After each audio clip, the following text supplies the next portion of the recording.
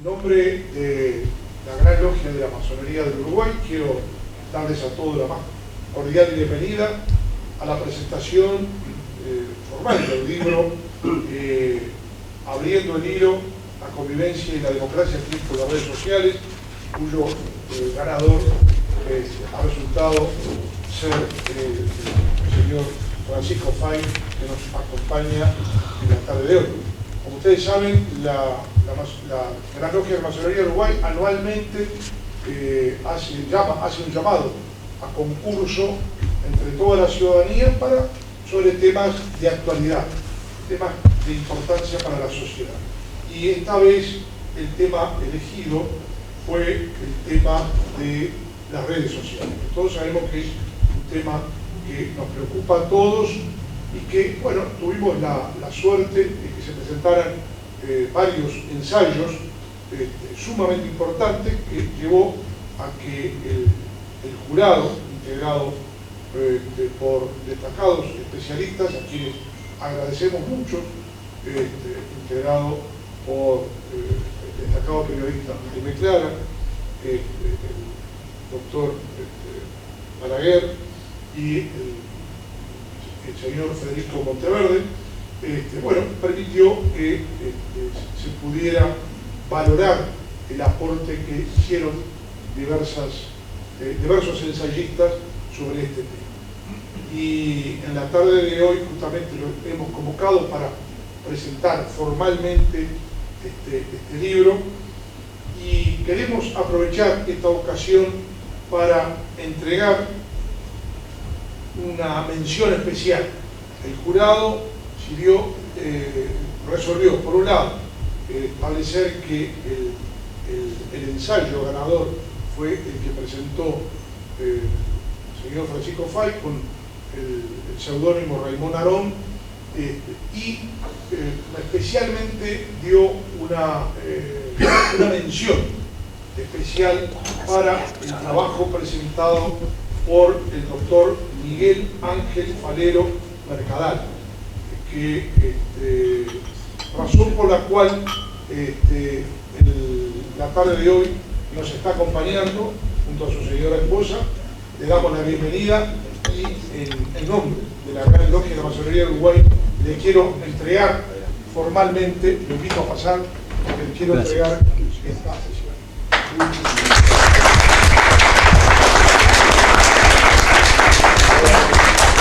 Yo tengo que agradecer a la Gran Logia. Mucho. Es para mí realmente un honor que me hayan otorgado esta mención especial, una institución que tiene una historia muy rica, exageradamente rica, digo yo, en cuanto a lo que es el intercambio de los individuos en libertad, en cooperativismo, en lo que es hermandad, en lo que es fraternidad y sobre todo en lo que es la libertad, ¿no? Entonces, en este momento me siento muy elogiado por haber recibido esta mención especial, y espero también que sea ese ensayo por lo menos motivo de pensarlo, de recapacitar, de pensar a ver hacia dónde vamos y a qué vamos y por qué vamos. Bueno, con todo esto lo único que quiero decir es muchas gracias a la Gran Logia, a las autoridades, al Gran Maestro y a todas las autoridades de la Logia, y a los presentes, muchísimas gracias.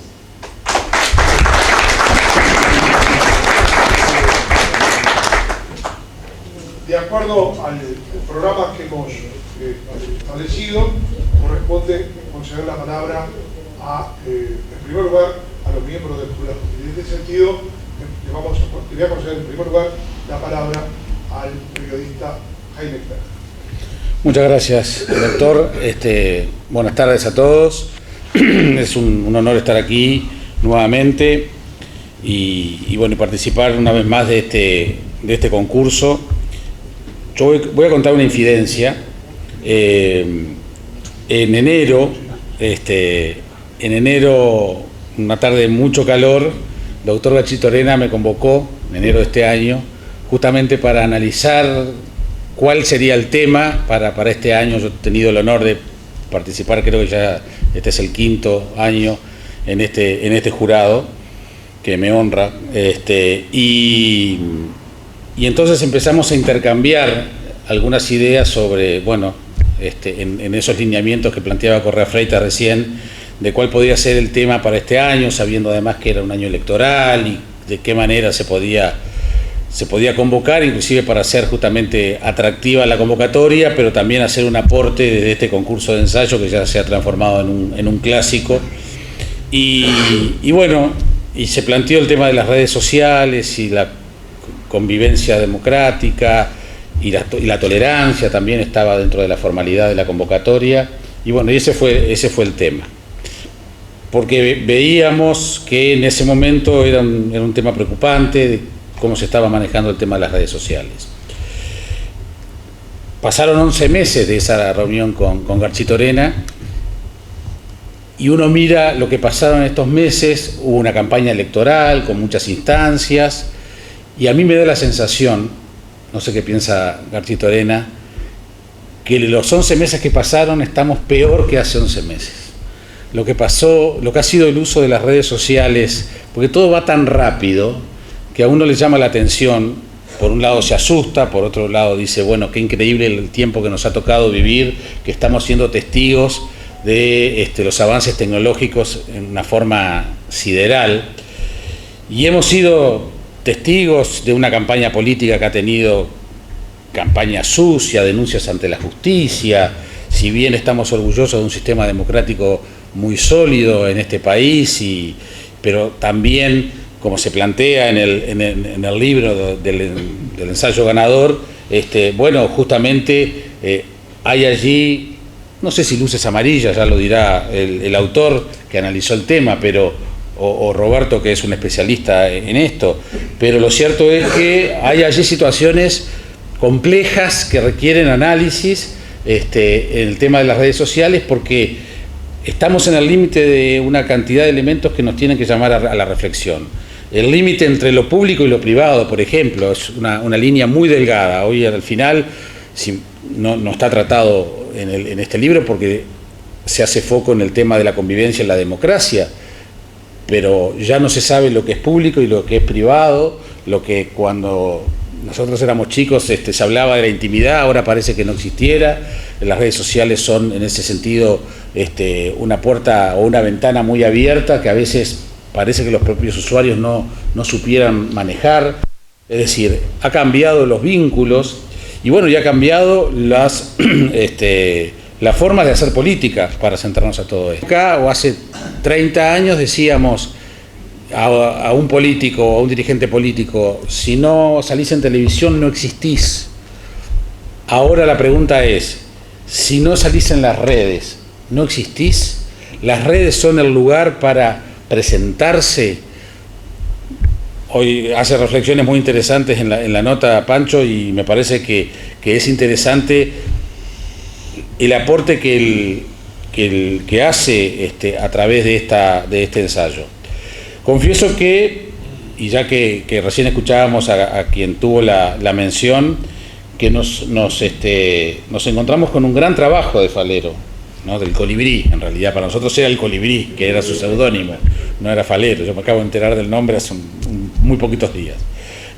Porque era muy bueno, muy sustancioso, y eso es lo que uno le reclama al Uruguay y a los intelectuales: tener aportes para la reflexión, para la discusión, para el debate de ideas, que a veces uno siente que está ausente en una cantidad de elementos, sobre todo en temas de la convivencia, en temas de la cultura. Uno siente que el debate está a veces un poco rengo, que instituciones que deberían estar generando debate, reflexión, hacer ensayos y que los pongan a disposición de la gente, de los lectores, no ha habido esos niveles. Por eso me parece que concursos como este son muy valiosos. Y sentimos con el jurado que el trabajo del Colibrí era muy bueno, pero también entendíamos que tiene una densidad académica que lo hace muy valioso por un lado, pero también no queríamos perder la perspectiva porque también está el aporte de Ediciones B, de una editorial que le permite a este tipo de ensayos hacer lo que quizás otras instituciones también deberían hacer, poner a disposición de la gente, en este caso a través de un libro, este tipo de reflexiones sobre un tema acuciante y preocupante, con todo lo maravilloso que el tema tiene, porque también no tenemos que verle siempre el lado oscuro a las redes, que lo tienen, porque sin lugar a dudas tienen un lado muy luminoso, y es la tecnología al servicio de la gente. Entonces, por ese motivo decidimos otorgar la mención, porque el suyo es un trabajo que lo merecía, sin lugar a dudas, y eso lo consensuamos al instante. Y bueno, y el trabajo de Francisco justamente propone una cantidad de preguntas, como lo dice el propio Aldo Mazzucchelli en su prólogo, no da todas las respuestas, y eso es lo más importante. Creo que a cada uno, a cada lector, nos pone en la obligación de muchas veces tomar posición sobre un tema tan caro para la vida pública del país como es el sistema democrático. La representatividad, el sistema de representación, hay una cantidad de elementos que son muy, muy importantes. Yo no voy a decir mucho más, creo que el trabajo se sostiene solo, y ustedes como lectores tienen que evaluarlo por lo que es este ensayo. Pero simplemente tengamos en cuenta, porque me parece que además hay un justo equilibrio en todo el trabajo. Por un lado hay datos, hay información, se cuantifican las redes sociales, cantidad de usuarios, de Facebook, de Twitter, de Instagram, cantidad de los miles de millones de personas que están integradas en una red que son las redes sociales, pero también tiene una capacidad de análisis en el tema del aporte dentro del sistema democrático. La educación ocupa un lugar muy importante en este ensayo, y después reflexiones finales donde hay preguntas muy abiertas que cada uno de nosotros podrá responder a la hora de ponerse con el libro mano a mano. Me parece que el doctor Roberto Balaguer, yo lo entrevisté creo que la primera vez en el año 2002 o 2003. Fue el primer profesional que planteó y advirtió los problemas que iba a generar Internet. En el año 2003, desde la psicología, ahí ya alertaba sobre todo en el tema de redes sociales, que casi que no existían en ese momento, pero él ya lo veía desde el punto de vista de la incidencia en la psicología de los niños, de los adultos. En los medios, cada vez que hay un problema de Internet, que aparece un elemento muy preocupante, como estos elementos que a veces surgen en China y terminan acá, en la moda de los adolescentes, con situaciones realmente trágicas, siempre los medios convocamos a Roberto, así que para este jurado fue un lujo haberlo tenido, y bueno, le dio el marco fundamental desde el conocimiento de la psicología en el marco de las redes. Así que bueno, estás más que autorizado para seguir compartiendo lo que fue el análisis de este tema en este concurso. Muchas gracias. Gracias, Jaime.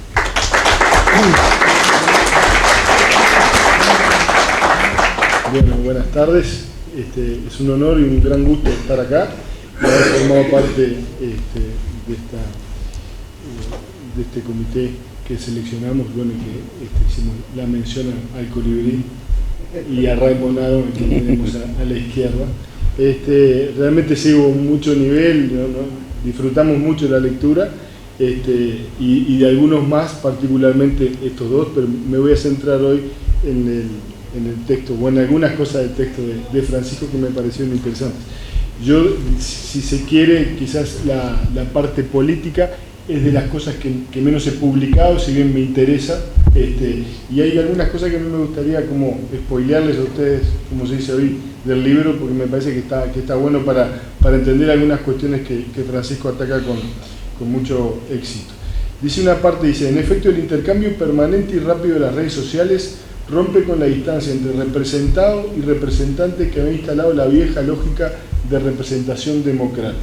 No porque luego de electo el representante cortara puentes con sus representados, sino porque, el bueno es mío, sino porque ese vínculo estaba mediatizado de distintas formas, a través de instancias periódicas y organizadas por los partidos políticos, a través de reuniones de lógicas territoriales, zonales, en las que representantes y representados se veían las caras e intercambiaban políticamente, ¿no? Y subrayaría yo, se veían las caras. Era todo el principio inicial del club político tan extendido por doquier en nuestro país, hasta que por lo menos el golpe de Estado del 73, y sobre todo desde un lugar en el que el representante, especializado en sus tareas políticas, rendía cuentas de esa especialización que de alguna forma legitimaba lo específico de su tarea al servicio de los ciudadanos representados. Si algo han traído las redes sociales ha sido esta ruptura, ¿no? Que bien señala Francisco decir, que uno tiene la posibilidad de hablarle a los que mañana, ¿no? Hoy son precandidatos, mañana son precandidatos y quizás dentro de 3 días sean ya presidente de la República. Y uno tiene la posibilidad de robarlo y decirle cosas, ¿no? Esto es algo fantástico, pero que de alguna manera hace que muchas cosas que teníamos como establecidas empiecen a resquebrajarse. Y como siempre, toda tecnología que viene a aportar algo, siempre aporta algo nuevo, algo positivo, y trae lo que se llaman accidentes, no traen cuestiones quizás como la que hoy comenzamos a hablar, es decir, esa cercanía hace que perdamos a veces esos límites, si además estamos escudados en cosas como el anonimato, ¿no? De alguna forma nos envalentona para creer que lo conocemos, ¿no? Es como si a Jaime lo conocemos por verlo en la tele y lo encontramos en la calle y lo saludamos con esa familiaridad como si él nos viera, ¿no? Y mucha gente no se da cuenta que no es bidireccional, ¿no? Y lo mismo pasa en las redes sociales, ¿no? Y en momentos, digamos, de gran tensión, ¿no? De grandes decisiones que afectan, digamos, el futuro de todos, mucho más, ¿verdad? Como decía Jaime al comienzo, son momentos donde la tensión sube, ¿no? Enormemente y donde además uno tiene, digamos, posibilidades también, herramientas, digamos, para hacer el bien y herramientas para hacer el mal en esto, ¿no? Es lo fantástico que tiene las redes sociales. E incluso tiene la posibilidad, pero es una elección, ¿no? Es una elección y en la cual lo que no nos damos cuenta también es que esa ciudadanía digital que antes parecía, digamos, estar como tan alejada de la realidad, que parecía ese mundo de repente de comienzo de siglo, de este nuevo siglo, que parecía como ajena al mundo, todo lo que hacemos ahí empieza a tener repercusiones, ¿no? Nada de eso es ajeno, nada de eso termina no salpicándonos y ayudando a construir o a destruir. En todo el recorrido que hace Francisco toma una cantidad de cosas. Yo anoté un montón, no las voy a leer todas para no aburrirlos obviamente, pero sí me gustaría de repente tomar una de las cosas que señalan un poquito más adelante, ¿no? Es la sobrerepresentación o la subrepresentación que puede haber en las redes sociales. A veces nos pasa que creemos que todo el mundo está diciendo esto o está pensando esto, porque nuestras redes sociales hoy además están bajo la égida del algoritmo, ¿no? Y hacen que, digamos, lo que uno reciba crea que está en consonancia con prácticamente todo el mundo. Es decir, uno cree que puede decir, todo el mundo piensa esto. No, todo el mundo que yo tengo en ese algoritmo que de alguna forma es artificial y me va generando esa caja de resonancia que parece multiplicarse una y otra vez y que parece ratificarnos, ¿no? Todos nuestros sesgos y confirmar que lo que pensamos en realidad es correcto, que los equivocados son los otros, ¿no? Los que están afuera, los que no están hoy acá en esta sala, ¿no? Los que se visten así, los que usan esto o lo otro, ¿no? Y la subrepresentación de los silenciosos, de esos que no están, ¿no? Y Francisco le pone, ¿no? Esa subrepresentación del silencio, de aquel que no participa. ¿Y no participa de qué? No participa de ese apenas universo chiquito, que además dentro de su universo chiquito apenas un 10% se ocupa de la política. Es decir, estamos retuiteando y diciendo cosas de un universo que ya de los usuarios es un recorte, y dentro de esos usuarios solamente, digamos, el 10% de lo que se habla corresponde a la política. Y sin embargo, eso es lo que muchas veces los medios, nosotros mismos, todos estamos permanentemente, ¿no? Amplificando y diciendo como si esto fuera, ¿no? La opinión pública. Y muchas veces es totalmente distinto, ¿no? Y totalmente ajeno a lo que la opinión pública, si es que tiene una personería jurídica, la opinión pública, ¿no?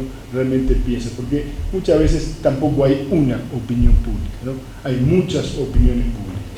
El gran desafío es cómo podemos ayudar, cómo puede ayudarnos esto a democratizar más. Son preguntas que Francisco se formula, los riesgos y desafíos.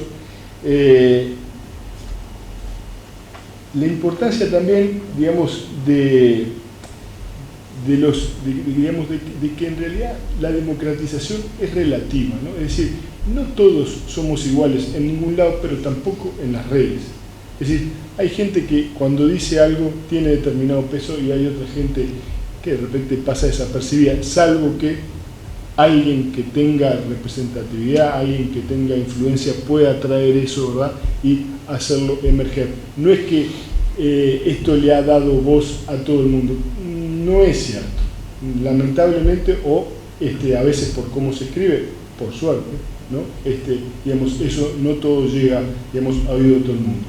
Y yo quisiera cerrar con dos cosas, ¿no? Uno es algo que hay un libro reciente que toca mucho estos temas, que a Francisco seguramente le va a interesar mucho, que es el socio de Taylor, Richard Taylor, premio Nobel de Economía, que es Cass Sunstein, y él empezó a investigar todas estas temáticas, y él lo que habla, su tesis es la conformidad, ¿no? Se llama así el libro Conformidad. ¿Y qué es lo que él dice? Dice que como estamos en este universo de redes, donde creemos que porque estamos acá y lo que decimos, y él repite y repetimos, empezamos a creer que eso es la verdad, y cuando creemos que eso es la verdad, redoblamos la apuesta y decimos, pero entonces vamos por más, porque como tenemos razón, vamos por más. Pero en este preciso momento hay otra gente en otro lugar que tiene otras ideas, que está creyendo exactamente lo mismo.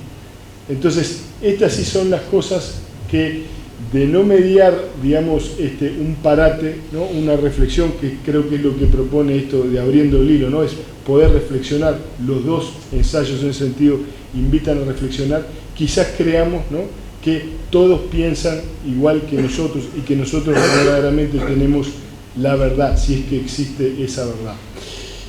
Y por último, quería contar una anécdota personal que me pasó hace muy poquito, hace un mes atrás, en Estados Unidos, en un congreso sobre tecnología y psicología, ¿no? Esa digamos, imbricación que a mí particularmente me apasiona hace 20 años. Y estaba una investigadora brasilera, ¿no?, y un investigador americano que trabajaba en Google.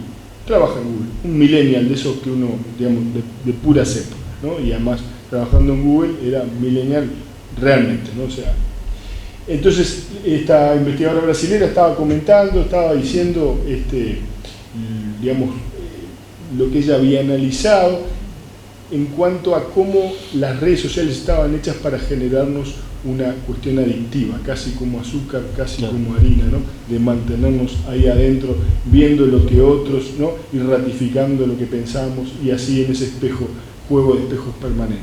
Entonces, cuando ella termina, que está mostrando en realidad y desnudando parte de su investigación, ¿no?, gira hacia acá, hacia este muchacho de Google, y le pregunta, bueno, ¿y qué pensás vos, ¿no?, de lo que yo estoy haciendo, ¿no? Y él nos miró a los dos y nos dijo, I can't tell you, no les puedo decir. Y pensamos que era una broma, y no era.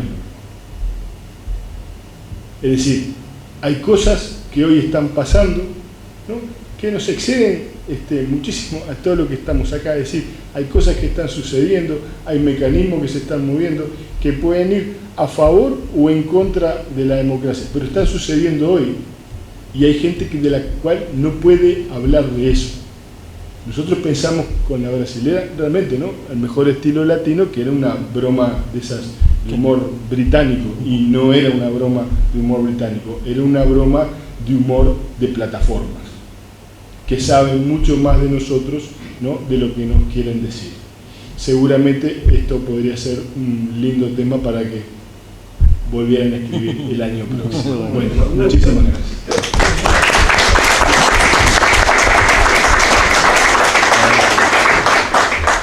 Buenas noches, gracias por estar esta tardecita aquí. Yo la verdad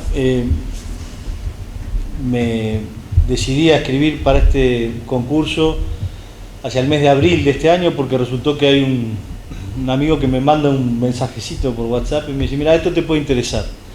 y efectivamente estaban las bases de este asunto, de la convivencia y la democracia en tiempos de redes sociales, y yo en lo personal en los últimos 2 años había leído, porque me parecía que era un tema bien interesante, textos, reflexiones de gente pensando sobre la democracia y sobre las redes sociales.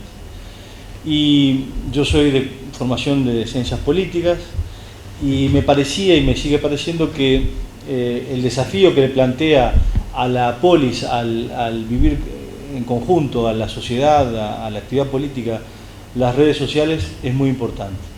Entonces, a raíz de esas lecturas y a raíz también de que sabía que este concurso tiene bases sólidas, yo ya lo había ganado en el año 2007, en su primera edición, por tanto quiero decirles que me corresponde la del 2031, porque es cada 12 años, así que les pido por favor que me faciliten la tarea en el año 31, que no tenga que estar escribiendo algo muy complejo, que ya me lo den de por sí. Pero bueno, sabía que en todo caso que las reglas eran claras, que se podía escribir con libertad y también con garantías de que se respetaba el anonimato, todas cosas muy importantes para nuestra pequeña comarca, porque uno tiene amigos y tiene ya enemigos, entonces más vale que sea por seudónimo. Bueno, entonces, visto todo eso, lo hablamos en familia, porque todas estas cosas, para dedicarles tiempo y pensamiento, hay que forzosamente quitarle tiempo a otras cosas, y me puse a escribir el asunto. Y me acordé de algo que no cito en el ensayo, pero que para mí fue una experiencia desagradable y fuerte de las redes sociales. Y les cuento la anécdota porque vale la pena, o más o menos, no sé, pero me resulta interesante porque me motivó también a escribir. En enero del año 18, yo escribo en el diario El País, así que tienen que escuchar a las 12:15 mañana Sarandí y comprar el diario El País, si pueden todos los días mejor. Pues yo escribo los domingos. Y en enero del 18, escribo una columna, mi columna, y cometo un error, porque resultó que había una persona de apellido Miranda, y yo estaba mal dormido, porque me acaba de nacer mi segunda hija, estaba volviendo muy mal, y yo me comí, todavía no termino de entender qué fue lo que me pasó, porque yo soy bastante obsesivo en las referencias, y se ve que alguien me lo dijo y yo no lo chequeé, porque yo de algún lado lo saqué, pero resultó que puse en la columna que el Miranda en cuestión era hermano de Miranda, el que es presidente del Frente Amplio, y no lo era, no tenía nada que ver, se llama Miranda pero no tenía nada que ver, y cuando se publica resulta que inmediatamente por Facebook, por cierto, en otra red, me dicen, inmediatamente un amigo me dice, no, primero no tiene nada que ver, te equivocaste de punta a punta, no son los mismos Miranda. Y yo le había sido, tiene un tono un poco crítico a veces las columnas, entonces había sido muy crítico, y a veces, depende de cómo estoy con la pastilla, si la tomé antes la acidez o no. Bueno, en todo caso, resultó que me había equivocado profundamente, entonces llamé rápidamente al diario y le dije, mirá, me equivoqué de punta a punta, vamos a sacar una cartita o algo.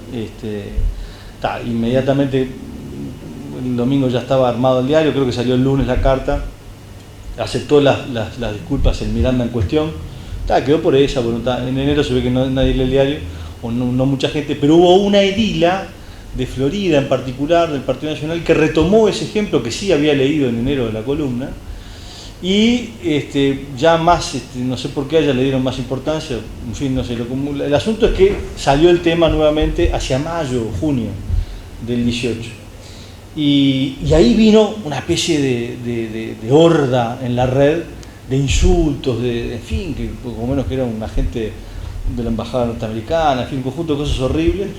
Me insultaron de punta a punta, me mandaban por Facebook, por Twitter, me sentí completamente acosado, y bueno, eso motivó una reflexión en una columna a su vez, pero también, por supuesto, que me di cuenta de la importancia de las redes, en un sentido en donde mucha gente que atacaba era anónima, y además yo ya había hecho la aclaración en su momento y era un error.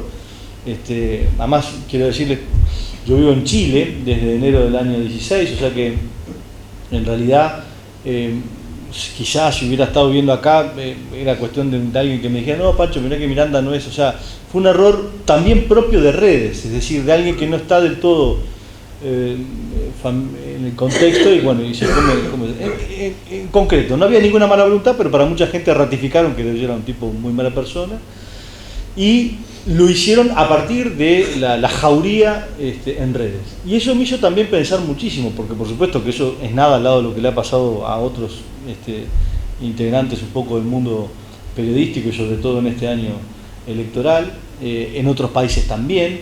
Y todo eso, de alguna forma, obliga a pensar mejor el tema de los vínculos entre los ciudadanos, el tema del debate público, hasta qué punto efectivamente el debate público está marcado por una especie de desencadenamiento de odios y de pasiones que, tras las redes sociales y sin ser en el cara a cara, se permiten libertades que seguramente en el mano a mano no se permitirían, porque implicarían... son cosas de una violencia tal que terminás a las manos seguramente, o por lo menos me imagino que es un escenario completamente distinto. Y todo eso fue lo que me motivó a decir, bueno, vamos a tratar de pensar un poco de qué va esto de las redes sociales con el vínculo con la democracia y también aportar, que creo que eso es muy bueno del ensayo, que tiene la enorme virtud de que es cortito además, o relativamente corto, que aportar datos duros, fidedignos, es decir, cuánta gente efectivamente está en redes sociales en Uruguay, cuánta gente participa de Twitter, cuál es el porcentaje con relación a la actividad política, cuánta plata hace Facebook y Google y Twitter, y qué países se están preocupando por este asunto a nivel legal. Por ejemplo, allí hubo una pequeña investigación sobre el tema de Alemania, que lo pongo como ejemplo.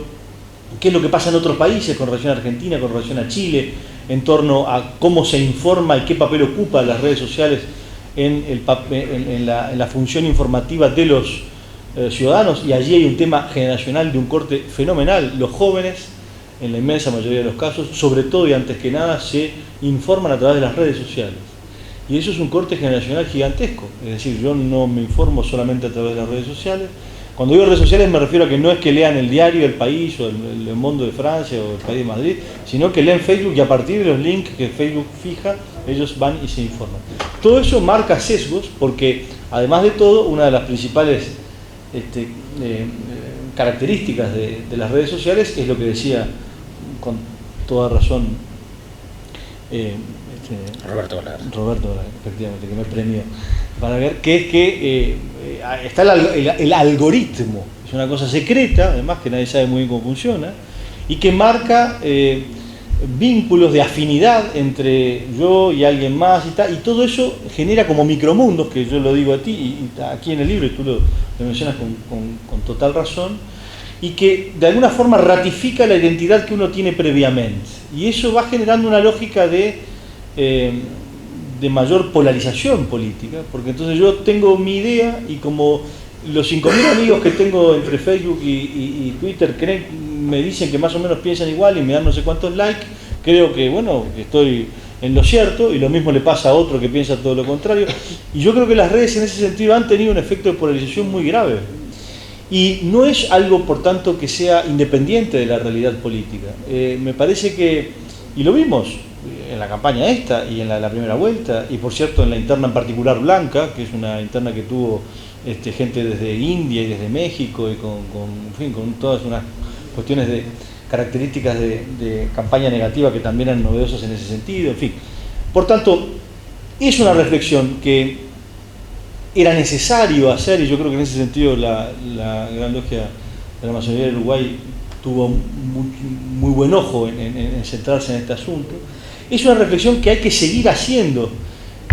Aldo Mazzucchelli con razón decía, bueno, plantea preguntas y no necesariamente respuestas, en parte porque no las tengo, francamente. Yo no sé cómo es que se termina de conformar el futuro en cuanto al vínculo específico entre redes sociales y espacio público. Sí digo categóricamente en el ensayo que yo no creo que las redes sociales sean espacio público. Sí, es interacción, te lo quieras, pero las características del espacio público desde el punto de vista politológico, digamos, desde la época de los griegos y todo lo demás, no es la de las redes sociales con su lógica de anonimato, etcétera, etcétera. Leanlo, van a ver que está bien argumentado, o por lo menos eso le parece a ellos. Entonces, creo que es algo sobre lo cual hay que seguir pensando, es algo que es un tema muy pertinente para este año y sobre todo para lo que se viene. Es decir, nosotros no vivimos en una isla, en un tupper, notoriamente lo que está ocurriendo en Chile, lo que está ocurriendo ahora en estos días en Cali, en Colombia, un poco también lo de Bolivia, el tema de Bolsonaro y la campaña en sí en Brasil en su momento. Pasan cosas que ponen en tela de juicio fuertemente a la democracia representativa. Hay un problema muy serio en cuanto a la democracia representativa, es decir, su pertinencia, su legitimidad, su alcance, la velocidad y capacidad con la que puede efectivamente responder a las inquietudes de los ciudadanos. Y todo eso plantea problemas muy serios porque, guste o disguste, que eso es algo que hay que ratificarlo y decir una vez más, la democracia representativa es el mejor sistema que hemos ideado, ¿no? Yo lo digo allí en el ensayo, es el que ha permitido un desarrollo social, económico, cultural, de igualdad de ciudadanos, de mayor posibilidades de autonomía moral, de desarrollo de proyectos de vida, que ninguna otra ha generado antes en la historia de la humanidad. Y creo que eso, y la primera parte del ensayo procura un poco señalar estos asuntos, son bases sustantivas para poder llevar adelante todas estas cosas. Si nosotros ponemos en tela de juicio la democracia representativa sobre la base de criterios de mayor participación, una cosa media rusoísta si se quiere, o una cosa media de todo el poder de los soviets y la participación directa, todo eso no funciona bien, por distintas razones, teóricas y también prácticas. Entonces, por un lado hay como una enorme motivación de pensar en una gran participación ciudadana, igualitaria, pero por otro lado nos olvidamos de que hay lógicas que estuvieron muy bien pensadas. Hay mucha gente que pensó antes que nosotros todo esto y con mucha inteligencia. Pienso, por ejemplo, en alguien que cité allí, Benjamin Constant, en 1819, en su gran conferencia sobre la libertad de los antiguos y la libertad de los modernos, que es muy importante porque fija condiciones claves para el liberalismo y la modernidad. Lo mismo Tocqueville, con todos los límites de la democracia. En fin, hay teóricos antiguos y también modernos que han pensado todas estas cosas. Creo que tiene un mérito el ensayo, que es que procura también conectar con esa lógica universal sin estar medio en la chacrita de citarnos entre nosotros para darnos puntos para, en fin, no sé bien para qué. Así que cita poca gente de Uruguay, eso me va a ganar cierta enemistad, porque seguramente, por ejemplo, no te cité a ti, pero porque no sabía que habías escrito sobre el tema, porque estás en Chile. Pero después me di cuenta que era un terrible libro sobre el tema y yo había sacado, porque no sabía de dónde sacar datos, y terminé sacando de las encuestas directamente. En cambio había un libro sobre participación adolescente que debe estar buenísimo, porque se lo recomiendo también ese libro a los que les interese. Yo no sabía que existía, me enteré después. En fin. El chivo mío que faltaba, ¿no? Sí, claro. Así estamos todos con chivo y ahora podemos entrar al final de la charla. Así que recomendarles el libro porque guste o disguste, tengan ustedes perfiles de Facebook o de Twitter o no, es un tema que llegó para quedarse, que notoriamente nos tiene que hacer reflexionar sobre los límites de la democracia. Va a tener que haber cambios, tanto en las redes sociales. Yo señalo allí, por ejemplo, que el tema de los algoritmos secretos es algo que más tarde o más temprano se tiene que terminar, porque hay un problema que empieza a ser serio, no en Uruguay, pero sino en países mucho más importantes a nivel internacional. Y está el tema de los vínculos entre lo político y las redes en situaciones de dictadura que son complicados. Lo de China, que ustedes saben que vive una dictadura, a pesar de que no pretendan muchos países de la región disimular esa lógica, que tiene más o menos, por lo menos 50.000 funcionarios que permanentemente están recorriendo la red para ver qué es lo que se puede informar o no en internet en China. En Irán en estos días ha habido algunas manifestaciones y lo que hacen es bajar la internet. Pasó en Bolivia ahora, con las manifestaciones bajaron la internet también.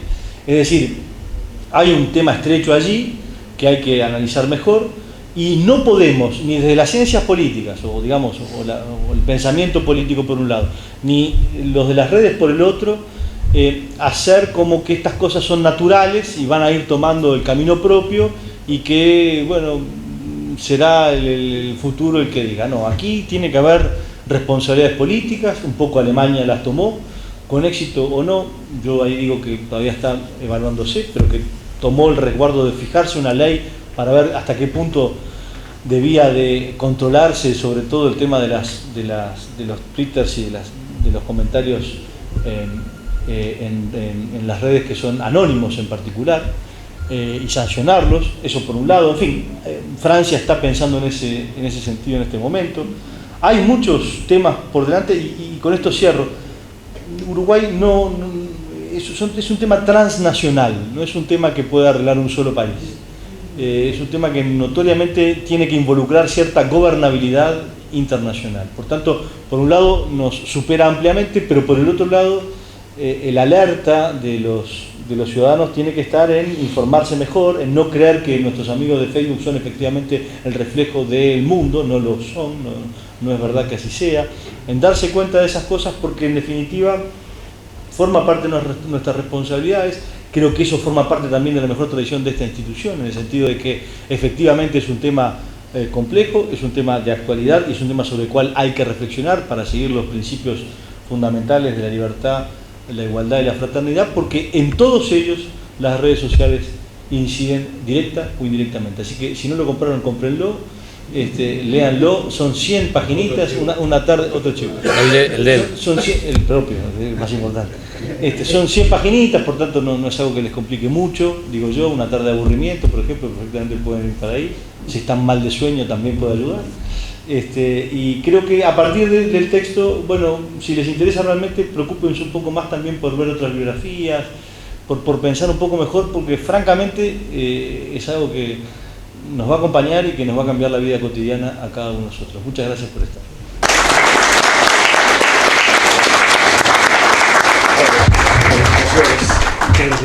Muchas gracias. Por favor. Muchas gracias, por favor, un gusto. Gracias, querido.